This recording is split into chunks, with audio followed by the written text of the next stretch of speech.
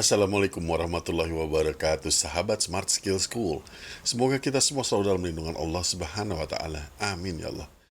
Ya sahabat, cuaca ini kadang kurang bersahabat, panas, hujan, silih berganti. Jaga kesehatan selalu. Yuk kita sapa Ustadz kita.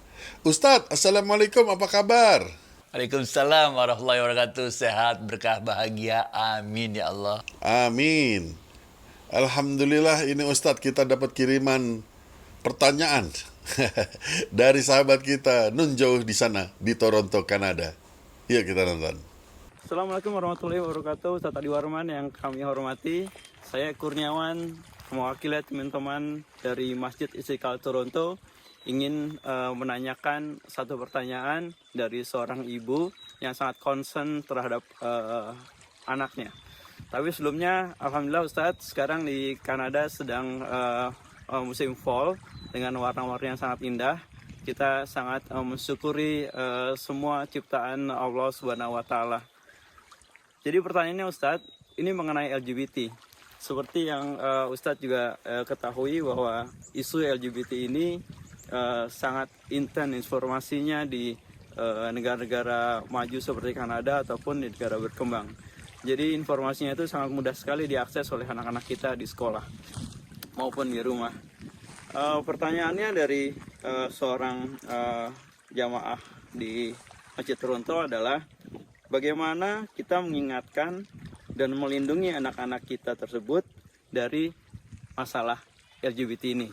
Dan di waktu yang sama, bagaimana kita menanamkan pengertian ke anak kita agar tidak membenci orang-orang yang memilih jalan yang berbeda tersebut. Terima kasih Ustadz atas jawabannya. Sebelumnya kami mengucapkan Assalamualaikum dan semoga sehat-sehat selalu ya Ustadz ya. Assalamualaikum. Salam. Keren. Keren banget pemandangannya. Iya, ini satu hal yang luar biasa sekali sebetulnya. Gini.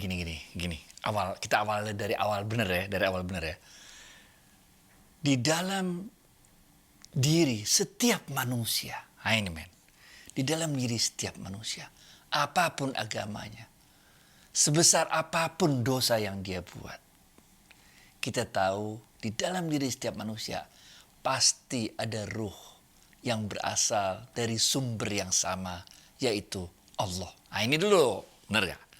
Atas dasar itulah dalam ilmu tasawuf, kita tidak memiliki ruang di dalam hati kita untuk membenci orang manapun, apapun agamanya, apapun dosa yang dia perbuat. Nggak ada ruang untuk benci pada orang manapun. Kita sayang sama semua orang karena kita tahu di dalam diri orang itu ada ruh yang berasal dari sumber yang sama, yaitu Allah. Yang kita tolak adalah perbuatan maksiatnya. Ini men. Bahkan dalam ilmu tasawuf, ini agak tinggi dikit ya, kalau nggak ngerti ntar ingetin gue ya. Bahkan dalam ilmu tasawuf, kita pun tidak membenci iblis. Karena iblis adalah ciptaan Allah yang diberi tugas oleh Allah untuk mengganggu kita. Kemudian Allah mengingatkan pada kita bahwa iblis itu adalah musuh yang nyata. Benar gak? Kita baca di banyak hadis, Rasulullah SAW malah ngobrol waktu itu pas mau masuk masjid, ada iblis di pintu masjid. Kok gak masuk? Kata Rasul. Nggak, aku khawatir sama orang yang lagi tidur itu. Lah, Rasul nanya kenapa jadi khawatir sama orang yang lagi tidur, bener gak? Kenapa gak khawatir sama orang yang lagi asik sholat itu, bener gak? Iblis mengatakan orang yang tidur itu punya ilmunya. Orang yang lagi rajin sholat itu dia ahli ibadah tapi gak berilmu, bener gak? Itu menunjukkan bahwa dalam hadis itu Rasulullah SAW berbincang-bincang dengan iblis, bener ya? Wah, jadi yang kita mau sampaikan bahwa dalam ilmu tasawuf kita tidak memiliki ruang di dalam hati kita untuk membenci orang manapun. Karena itu semua adalah makhluknya Allah, ada ruhnya dari Allah. Tapi kita menolak perbuatan maksiatnya. Cerita mengenai LGBT ini baru muncul. Nih, menurut catatan Allah dalam Al-Quran. baru muncul di zamannya Nabi Lut. Nabi Lut adalah sepupuannya Nabi Ibrahim alaihissalam. Kira-kira gitu. Pada saat itulah Allah mengatakan dalam surat Al-A'raf bahwa inilah kejadian pertama kali, perbuatan keji yang pertama kali yang belum pernah dilakukan oleh manusia sebelumnya. Ketika laki-laki suka sama laki-laki, perempuan suka sama perempuan, ini homoseksual. Benar gak? Dan Allah kemudian mengingatkan masih dalam surat Al-A'raf itu ayat 80-81. Allah mengatakan, dan inilah perbuatan yang melampaui batas. Nah, jadi yang pertama, kita tidak bisa membenci siapapun. Nggak ada ruang dalam ilmu tasawuf untuk membenci siapapun. Yang kedua, kita tahu bahwa praktek LGBT ini sudah muncul ratusan ribuan tahun yang lalu. Pertama kali munculnya di zamannya Nabi Lut. Itu Quran yang bilang tuh. Belum pernah terjadi sebelumnya, kata Quran di situ tuh. Dan itu adalah perbuatan yang melampaui batas. Nah, benar gak? Kita tidak membenci orangnya, kita mengasihi orangnya, tapi kita menolak perbuatan maksiatnya. Tapi kita juga tahu secara historis, sejarah ini udah berlangsung dikenal sejak zaman kaum Nabi Lut. Oke? Sekarang mari kita lihat. LGBT ini kalau dalam teorinya ini bisa dibagi menjadi dua bagian besar. Benar gak? Bagian besar yang pertama adalah karena ketidakseimbangan hormonal. Nah, sebagaimana juga di dalam ilmu fikih itu dikenal ada orang yang memang secara gender ya itu mempunyai tidak sempurna kelaminnya. Nah, benar ya? Laki enggak, perempuan enggak, kira-kira atau bahkan laki-laki dan perempuan segala macam. Ada orang yang mendapat cobaan seperti itu. Begitu juga ini jenis yang pertama, yang orang mempunyai ketidakseimbangan hormonal. Dia laki-laki, tapi hormonnya yang lebih dominan adalah hormon perempuannya. Ah, itu jenis yang pertama. Atau dia perempuan, tapi hormon yang dominannya adalah hormon laki-laki. Ah, itu lain ceritanya.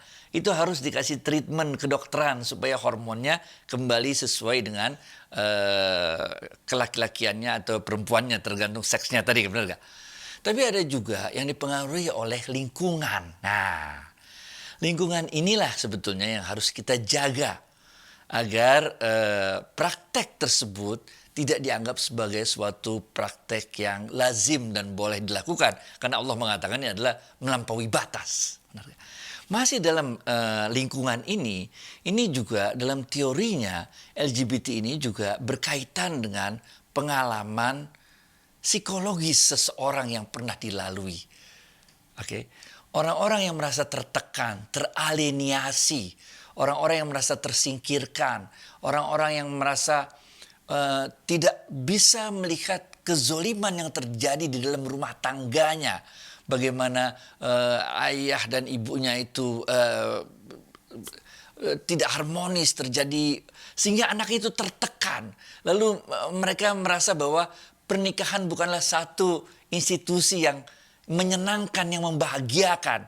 Keluarga suami istri itu bukanlah satu pilihan hidup yang tepat karena hanya menimbulkan berbagai macam konflik di dalam rumah tangga. Ini masih termasuk ini. Orang-orang seperti inilah yang harus kita rangkul. Benar gak? Jadi kita dalam teman-teman kita di Toronto selalu dekat dengan anak-anak secara psikologis. Kita harus bonding sama anak-anak. Supaya anak-anak itu melihat bagaimana peran seorang bapak. Bagaimana peran seorang ibu. Bagaimana bapak dan ibu itu yang berbeda jenis kelaminnya bisa saling melengkapi. Mencurahkan kasih sayangnya pada anak-anak dan sebagainya. Benar gak? Nah, insya Allah kalau itu semua kita lakukan. Dengan terus juga memberikan siraman-siraman rohani, contoh-contoh nyata dalam hidup, maka insya Allah anak-anak kita akan terhindar dari pergaulan yang keliru itu. Baik itu Yufid. Terima kasih Ustadz. Jadi intinya kita harus membuka pintu komunikasi yang baik dengan anak-anak kita ya. Nah sahabat juga boleh mengirimkan video pertanyaan seperti tadi ya. Kirim ke smartskillschool@gmail.com. Baik dari dalam negeri maupun luar negeri. Ya hitung-hitung silaturahmi. Baik lanjut Ustadz. Ada sahabat yang menanyakan perihal procrastinating atau menunda-nunda. Nah, sholatnya jadi mepet-mepet sholatnya itu jadi mepet-mepet ke jadwal berikutnya. Ini jawabnya bagaimana nih? Kita jawab yang standar dulu aja, yang udah standar ya. Pekerjaan baik jangan ditunda-tunda, benar gak? Kalau ada pekerjaan baik, lakukan aja. Kalau nggak ditunda-tunda, kita kan nggak tahu apa yang bakal kejadian beberapa menit yang akan datang, benar gak? Mendingan segerakanlah perbuatan baik itu kita lakukan. Oke, itu jawaban standarnya. Sekarang jawabannya agak kurang standar ya. Di beberapa daerah tertentu atau di beberapa pemahaman ilmu fikih tertentu, oke, itu disebutkan siapa-siapa yang berzikir setelah sholat subuh sampai dengan terbitnya matahari, itu pahalanya luar biasa banget tuh. Sehingga akibatnya, ini nih cara ngakalinnya, bener gak? Ketika azan subuh nggak langsung sholat subuh, bener ya? Tapi dia ulur dikit tuh. Dia ulur dikit supaya apa? Supaya dia bisa dapetin apa yang disebut oleh hadis tersebut. Supaya jarak antara sholat subuhnya sama menjelang terbitnya matahari itu dikit. Jadi dia sholat subuhnya udah deket-deket mau terbit matahari. Karena ada hadis yang mengatakan siapa-siapa yang berzikir setelah sholat subuh sampai dengan mau terbitnya matahari. Itu masa-masa ketika Allah mengirimkan malaikatnya, menyebarkan rahmatnya, menyebarkan rezeki, dosa-dosa diampuni segala macam. Nah, ada yang model kayak begitu. Begitu juga ketika sholat isya. Ada orang-orang yang sengaja mendelay sholat isyanya supaya mendekati tengah malam. Nah, begitu. Ada beberapa pemahaman-pemahaman yang nggak standar seperti itu.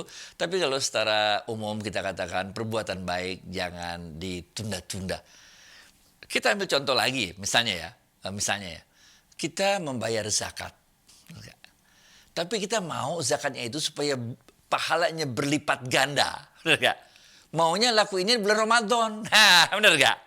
Padahal benar perhitungan, kalau kan kita sebetulnya udah ada nih, benar gak? Mau bisa bayar zakat sekarang, benar gak? Tapi kita tunggu sampai dapat bulan masuk Ramadan baru kita bayarin zakatnya itu supaya, atau lebih gampang jangan zakat dah, sedekah dah, benar gak?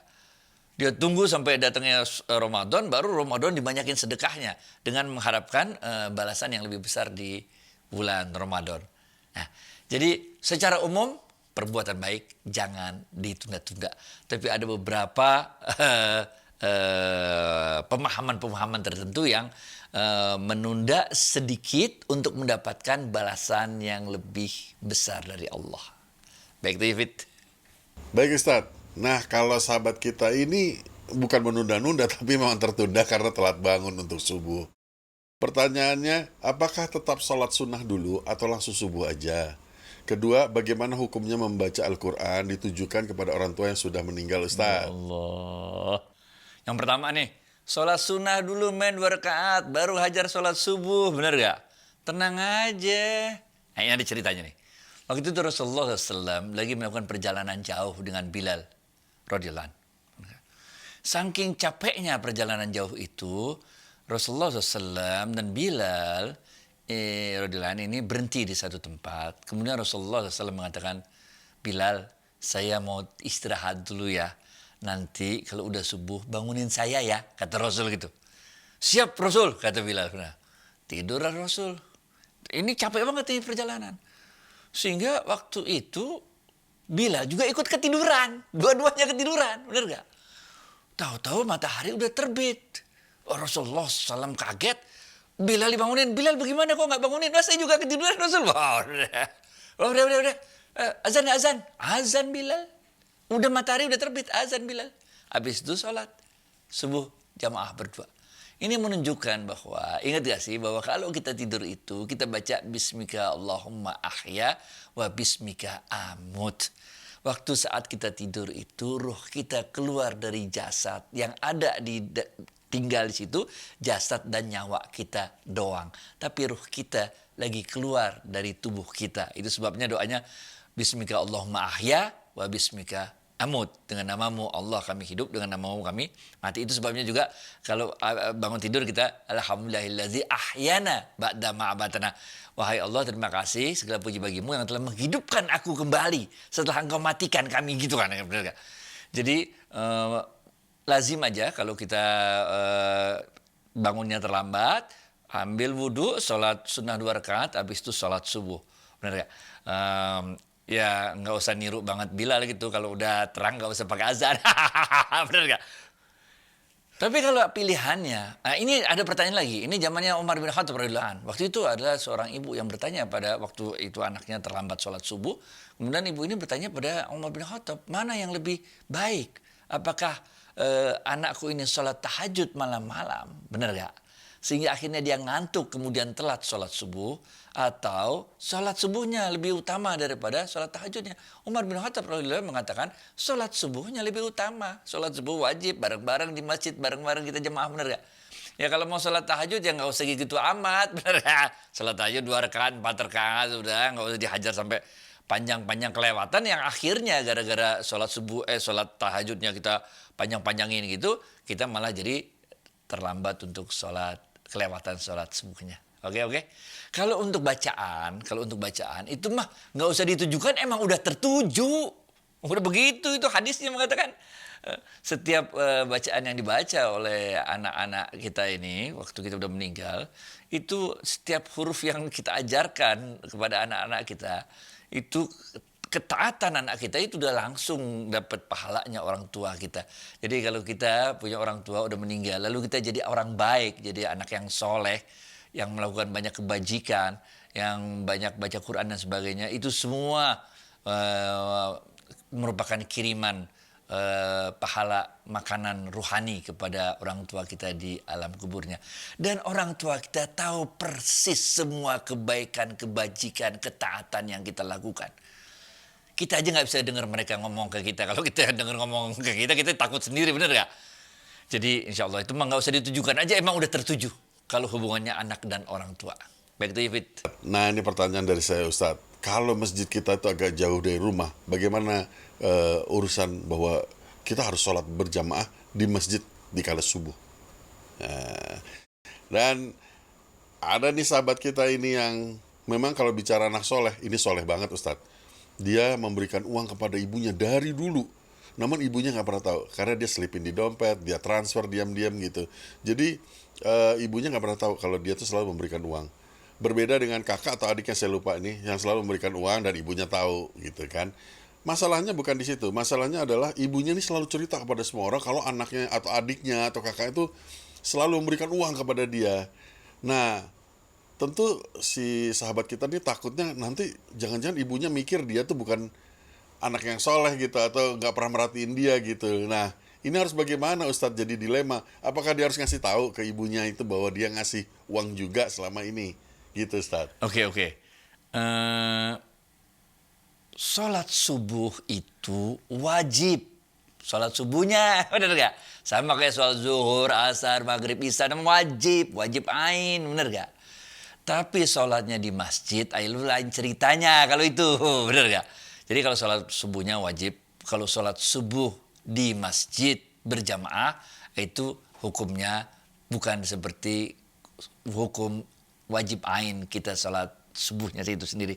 Sebaiknya sholat di masjid, apalagi kalau tetangga masjid. Nah, itu ada hadisnya lain, benar gak? Jadi bagi mereka yang bisa melakukan sholat subuh jamaah di masjid, bagus. Tapi keadaan orang beda-beda. Dulu waktu kami tinggal di Depok, di satu kompleks, itu masjidnya letaknya di tengah, rumah di sekitar, ya sholat gampang ke masjid. Keluar dikit, nyampe masjid, sholat rame-rame situ, benar gak?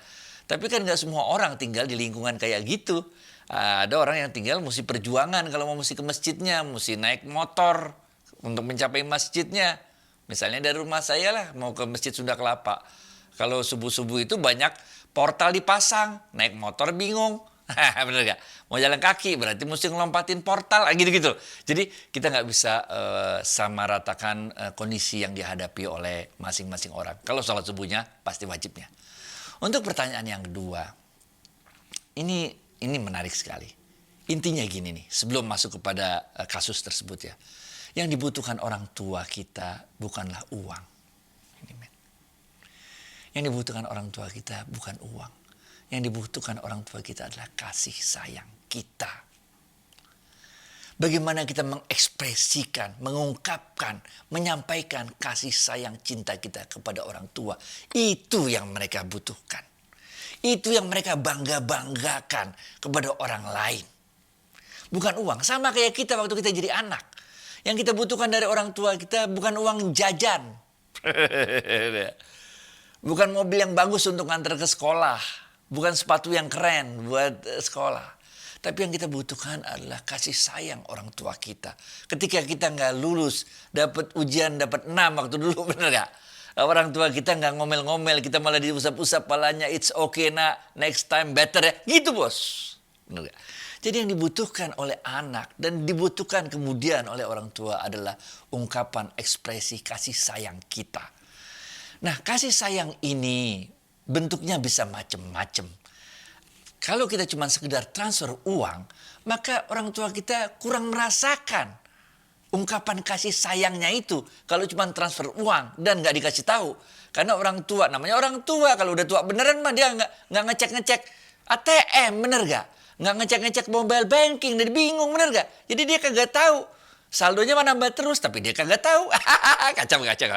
Kalaupun tahu dia bingung dari siapa ya, dia kagak bingung, dia bagaimana ngeceknya di mobile banking bingung. Di ATM dia bingung bagaimana ngeceknya. Nggak ada tulisannya dari siapa, bener nggak? Nah, jadi untuk hal ini kami sarankan agar kiriman uang itu udah bagus.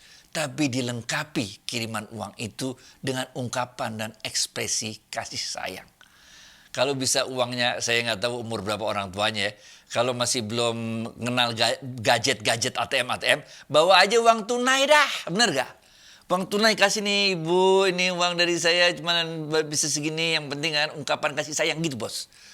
Nah, orang macam-macam bos, kalau yang udah umur 80 tahunan dia kurang ngerti ATM gitu, di ATM juga dia bingung gimana cara ngeceknya dari siapa yang ngirim, bener gak?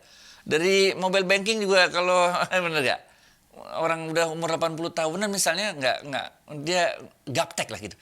Jadi bagus kita mensupport keuangan orang tua kita, lengkapi dengan ungkapan ekspresi kasih sayang kepada beliau. Kalau perlu uangnya kasih tunai dah biar berasa asik gitu, apalagi ente ngasihnya 50 ribuan biar tebel gitu. Apa 20 ribuan biar tebel, biar berasa gimana gitu.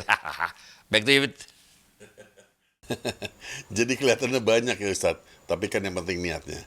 Nah terakhir nih Ustadz, ada sahabat yang merasa menyesal karena telah membantu ayah tirinya keluar dari penjara. Nah saya nggak jelas nih apa profesinya sahabat kita ini, pengacara atau apakah gitu ya. Intinya sahabat ini menyesal melakukan hal tersebut gitu loh, bertentangan dengan batinnya. Bagaimana menurut pendapat Ustadz? Ya Allah, ya Allah, ya Allah. Gini. Ingat gak tadi pembukaan? Nggak ada ruang dalam hati ini untuk membenci siapapun. Apalagi ayah tiri. Nggak ada ruang untuk membenci siapapun. Yang kita tolak adalah perbuatan maksiatnya. Bahwa beliau telah melakukan suatu perbuatan maksiat sehingga dihukum masuk penjara. Itu satu hal. Tapi kita tetap sayang sama beliau. Kita tetap kasih sayang sama beliau. Nggak ada ruang bagi kita untuk membenci. Di dalam penjara pun kita selalu memberikan kasih sayang, kirim makanan, bantu, kasih semangat supaya kuat menghadapi musibah tersebut, benar gak? Bahwa kita menolong beliau untuk keluar lebih cepat, bagus. Kan ada ilmu remisi, ada percobaan, apa segala macam kan? Bebas bersyarat, apa segala macam. Ya kita upayakan lah supaya beliaunya bisa lebih cepat untuk keluar dari penjara dan hidup lagi bersama-sama dengan kita yang penuh kasih sayang. Jangan sampai perbuatan dosa satu kali membuat kita mencap orang tersebut selama hidupnya. Ini cilaka bos.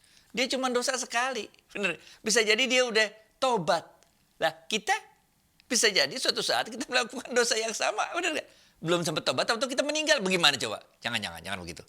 Kita harus selalu memberikan kasih sayang kita, pertolongan kita kepada siapapun. Yang nggak boleh dalam Islam adalah wala ta'awanu 'alal ismi wal 'udwan. Ya. Kalau mau pakai dalil itu wa ta'awanu 'alal birri wat taqwa, dan menolonglah kamu dalam kebaikan dan ketakwaan, wala ta'awanu 'alal ismi wal 'udwan, dan jangan kau tolong menolong dalam keburukan dan kejahatan, kemaksiatan. Nah, Itu artinya ketika orang mau buat jahat, jangan lu tolong. Nah, benar gak? Tapi kalau orang itu udah buat maksiat, kemudian dia selesai nggak menjalankan maksiat itu lagi, ya itu kita tolong, kita angkat dia dari lumpur kemaksiatan itu, kan gitu ceritanya. Yang nggak boleh wala ta'awanu 'alal ismi wal 'udwan itu adalah kita bersekongkol menolong untuk melakukan suatu perbuatan jahat.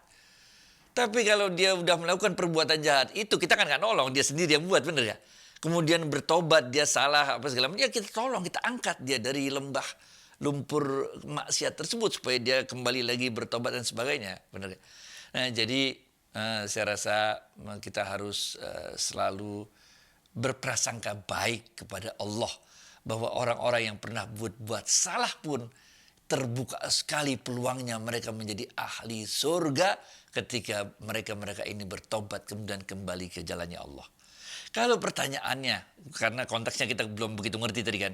Kalau pertanyaan beliau adalah profesinya adalah seorang pengacara, itu lain lagi ceritanya. Pengacara, pembela itu, dia bukan membuat orang yang salah jadi benar. Tapi dia malah melindungi orang yang salah agar orang yang salah ini dihukum secara adil. Tidak berlebihan. Nah, itu fungsinya pengacara. Menundukkan sesuatu pada porsinya, benar gak? Salah masalah, tapi salahnya kan segitu, jangan dihukum segino dong, bener gak? Ya. Nah, itu tugasnya pengacara, pembela, tugasnya jaksa, semua kan untuk memastikan agar keadilan bisa ditegakkan. Baik itu Yufid. Alhamdulillah. Semoga jawaban-jawaban tadi bisa bermanfaat bagi para sahabat kami semua. Ustadz, terima kasih atas waktu dan tausiahnya. Assalamualaikum warahmatullahi wabarakatuh. Waalaikumsalam warahmatullahi wabarakatuh.